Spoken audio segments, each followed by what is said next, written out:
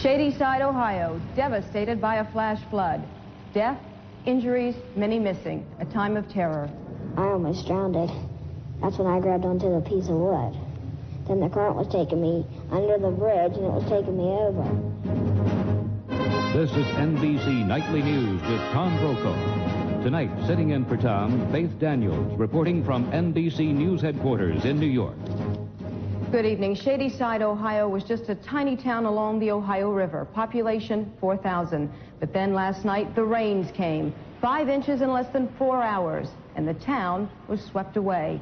Tonight, at least 16 people are dead. 58 are still missing. NBC's Dan Molina is there.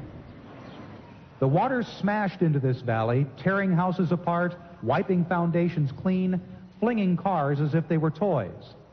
For those who watched it happen, it was the suddenness that was so difficult to believe. I mean, it looks like a typhoon or something you see in the tropics. It come up, we was sitting on a bar porch up there, and it come up, we watched it just rise. It rose 10 feet in 3 minutes. One rescue team tore into a house trailer that had been picked up and jammed under this bridge, hoping to find someone alive in the wreckage. This is all that's left of a dairy and chicken farm. There were about 10 people in this bar when it all started to happen at about 8 last night. Fran Gibbons was one of them. The water just came from all directions and come down, and it come on both sides of the bar, and people were standing here in the doorway hanging onto the door, and people in the trees. The creeks that run through this valley and another nearby usually dry up during the summer. The enormous concentration of rain, however, sent raging water everywhere. Hundreds searched the rubble through the day. Cleanup began where there was no hope of finding survivors. Those who lived through it are just beginning to breathe easy. Some here spoke of rebuilding, but unemployment is very high in these valleys. Many don't have insurance or an income. It's estimated that at least 75 homes are gone. Dan Molina, NBC News, Shadyside, Ohio. Amid all that devastation is an amazing story of survival. 9-year-old Amber Colvin is recovering tonight after being swept away by a wall of water. Surrounded by her family, she told of how she and her 12-year-old friend, Carrie Polivka, jumped into a bathtub to avoid the rising waters. The walls were starting to collapse, and that's when Carrie found out it was a flood, and then water was starting to come up through the basement. And then the water was getting really high, then the ceiling bursted. And then Carrie was screaming under the water, and the bathtub hit her in the head, and she passed out. I was thinking I was going to die. I was thinking I would never find my mom and dad. Tonight, her friend is still missing. Amber's parents had left home last night for just a few minutes to buy a postage stamp. The rains kept them from returning home for 6 hours. When they did, their home and Amber were gone. Karen and Dennis Colvin join me tonight. I can only imagine what you must have gone through the night, Mr. Colvin. It had to have been the longest night of your life. It most certainly was the longest night of my life. I never thought it would ever end. You were finally reunited with Amber this morning. What happened when you saw her, Mrs. Colvin? It was a miracle. It was just a miracle. She thought she was going to die, she said. What were your thoughts? Oh, we thought she did. We thought she was going. We prayed all night long. Prayed and prayed and prayed. And the miracle finally happened. We got a call at 7 o'clock, but she was all right. You spent that very long night with Amber's friend's parents. Your joy today must be tempered somewhat with the fact that their daughter is still missing. I just still hope she's all right. All I can do is pray. As soon as we leave this broadcast, we're going over with the parents. Well, we wish the best for your family. I know you've lost everything, but you have the most important thing, and that is your family. That's right. Our thoughts are with you, your friends, and your neighbors there. Tonight, the rains are gone, the water has receded, and the healing and rebuilding begin. Still to come tonight on NBC Nightly News, billionaire Donald Trump can't come up with the money. And in the Midwest, They're back! they're the 17-year locusts. And NBC's Mike Leonard reports they showed up right on schedule. A big crackdown on street crime and street gangs. Federal agents fanned out on city streets today and arrested more than 160 gang members. Most of the action took place in Los Angeles. NBC's James Polk is there. It is a deadly mix, gangs, guns, and drugs. So violent it means a murder a night in Los Angeles. But two of the toughest gangs, the Bloods and the Crips, are now the targets of federal firearms agents. The Crips and Bloods have staked out a significant portion of the cocaine trafficking business in this country. In a very public show of force, the firearms agency, ATF, staged raids in almost a dozen states, arresting close to 200 suspects. In Los Angeles, at crack houses run by gang members. In Portland, Oregon, at this drug house, seizing both cash and cocaine. In St. Louis, where this man, once a licensed firearms dealer, was charged with selling as many as 300 guns to gang members. I really don't know what's going on. What'd you think when they came in the door? I thought they were hell exploded. Gang members have outgrown the cheap pistols once part of street crime. These days they carry sawed-off shotguns and submachine guns. Los Angeles had more than 400 gang-related murders last year, both victims and killers often in their teens. But now carrying a gun while dealing drugs is a guarantee for prison time. That's a 5-year minimum mandatory sentence. No probation, no parole. You're gone. But with up to 100,000 gang members in the Los Angeles area, today's raids may not mean much. When you pick up all these guys off the street, put them in jail, it does nothing. Most of these fellas run a lot of their stuff from the jailhouse. At best, this is only a small beachhead in the war on drugs, and even that will be hard to hold. James Polk, NBC News, Los Angeles. The streets of Detroit turned into a war zone early today as a celebration of basketball victory turned vicious. It started when fans of the Pistons poured into the streets to cheer the team's win over Portland for its second NBA championship in a row. But then the revelry became a riot. There was scattered looting, gunfire, and a car plowed into a group of pedestrians. When it was over, 8 people were dead, hundreds injured. The last time Detroit saw anything like it was in 1984, when the Detroit Tigers won the World Series.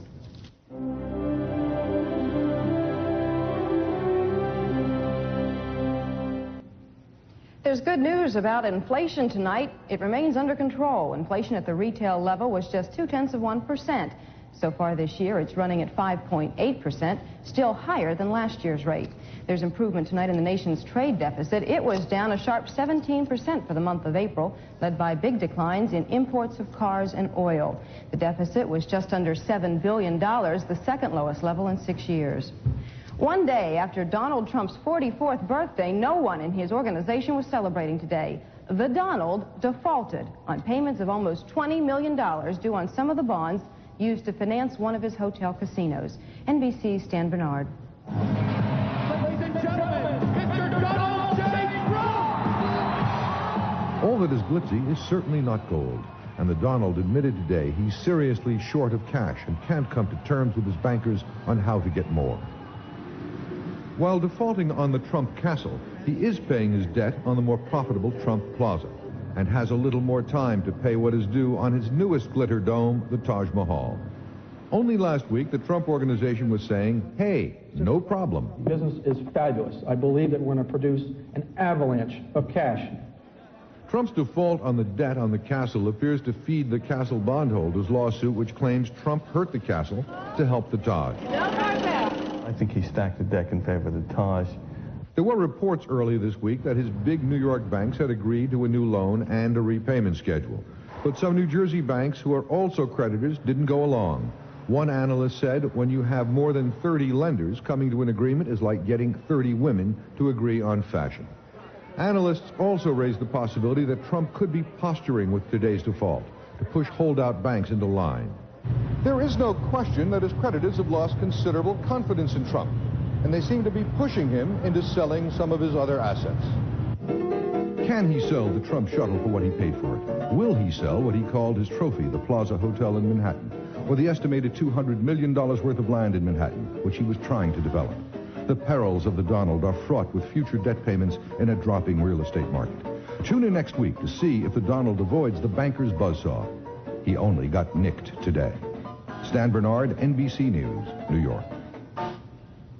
It's a long way from Trump's penthouse to the place where a small group of New York City's homeless live. But now their way of life is threatened. The place they call home is being reclaimed.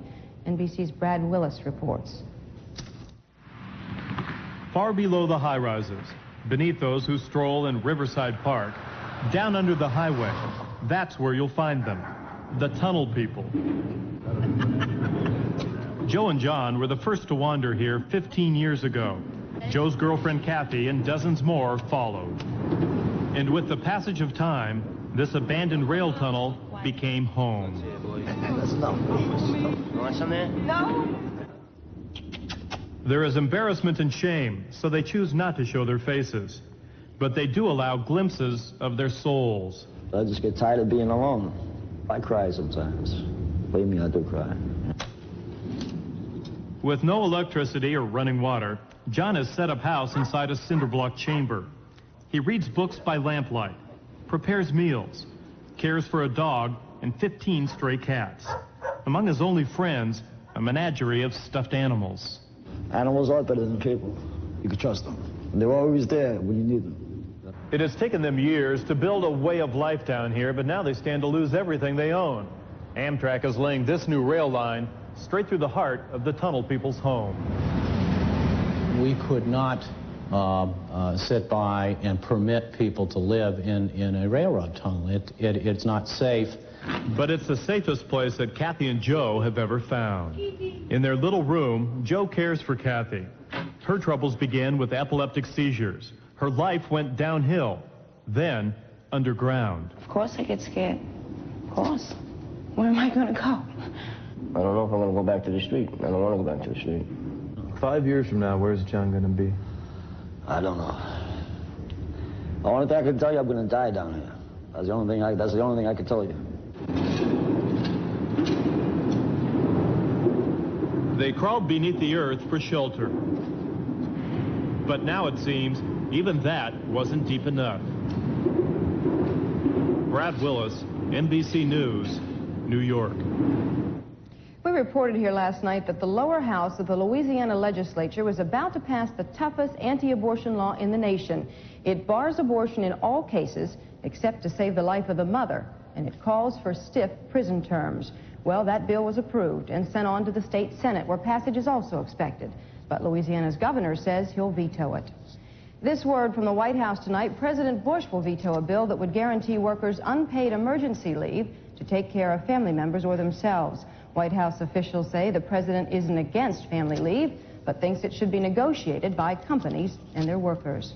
A lot of companies and investors were happy today. That's because on Wall Street, stocks hit a record high.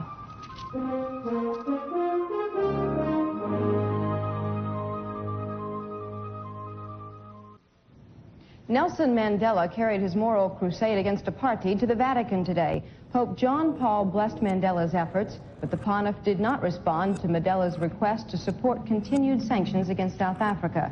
Instead, the Pope emphasized the need to encourage peaceful political development and fundamental human rights.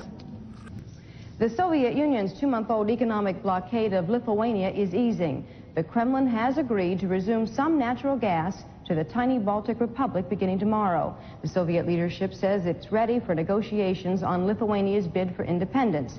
In return, Lithuania is expected to freeze its declaration of independence. In Romania today, the capital, Bucharest, once again was the scene of violence. Thousands of miners used by the government to crush protests stormed through the city, breaking up knots of people and threatening others. Then, after a brief talk with President Ion Iliescu, the miners left Bucharest for their homes in the west of the country. The toll after the two-day rampage is 5 dead, more than 100 injured. The U.S. response: the White House said it would withhold economic assistance to Romania, but continue providing humanitarian aid. President Bush had a more pleasant message for 121 Americans heading elsewhere in Eastern Europe. Mr. Bush told the first Peace Corps volunteers to work in Poland and Hungary that they are evidence of the U.S. commitment to democracy everywhere. Another White House commitment: improving the image of Vice President Dan Quayle. That's well underway, but the final results aren't in yet. NBC's John Cochran reports on Dan Quayle's new, more visible and serious role. What is wrong with this picture? Everything according to conventional political wisdom, Dan Quayle, the favorite target of late-night comics, talking serious stuff, sent by the White House to reassure the powerful and sensitive pro-Israel lobby. The U.S. does not support the establishment of a Palestinian state. Quayle's speech made no headlines because he made no mistakes. Dan Quayle seems to have recovered from the foot-and-mouth disease that plagued his early days as vice president. But the Quayle legend lives on. Phil Donahue devoted an entire program to the question, is Quayle getting a fair shake? Is it me, or are you fed up with the Dan Quayle jokes? Come on, enough is enough. George Bush recalls his own wimp image as vice president and says Quayle has to be philosophical. But look, I went through that for 8 years. I'm used to it. And Dad's getting used to it, too. It just goes with the territory. It's true that vice presidents are the Rodney Dangerfields of American politics, but Quayle gets even less respect than his predecessors. Take his trip to Latin America in March. Diplomatically, he did fine. But what everyone remembers is that during a shopping trip, Quayle horrified his wife by buying a male doll that was explicitly masculine. Doonesbury got a lot of mileage out of that one. Quayle came out of it looking goofy. So he uses humor of another kind as he tries to win over his critics, the self-deprecating kind. I reminded Mrs. Thatcher that there was another time when she was very low in the polls, but she bounced back. And I asked her, do you have any advice for me? Turns out she did. Now I've just got to figure out a way that I can invade the Falkland Islands. Certainly nothing else has helped. The latest NBC News Wall Street Journal poll shows Quayle stuck with the same 29% approval rating he had last fall. But conservatives like Quayle, and that helps George Bush protect his right flank. Quayle's conservative ally, White House Chief of Staff John Sununu. I think he's focused on doing a good job and has done it. Maybe he hasn't done a good enough job in communicating that with a response in the polls, but the fundamental part of what he's done has been just right. That's the Quayle strategy. Do your job, don't duck reporters, but also don't expect your poll ratings to improve anytime soon. And remember that the old Washington cliche is true. There is only one person a vice president must please. Sitting next to me is our vice president, who's now... John Cochran, NBC News, the White House. In a moment, the return of the cicadas. The last time we saw them, Richard Nixon was president.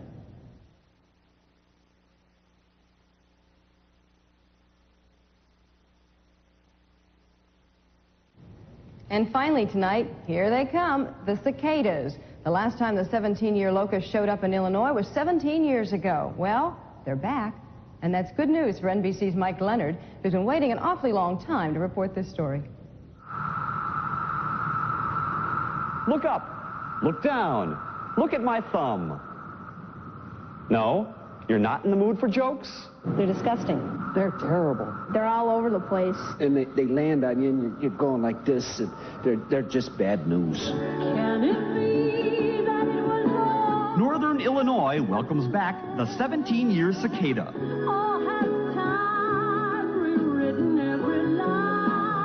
Remember the Watergate hearings, the Kung Fu craze, the leisure suit? Well, that was the way we were back in 1973, when the tiny ant-sized offspring from the last cicada brood crawled underground to begin a 17-year growth cycle feeding on roots.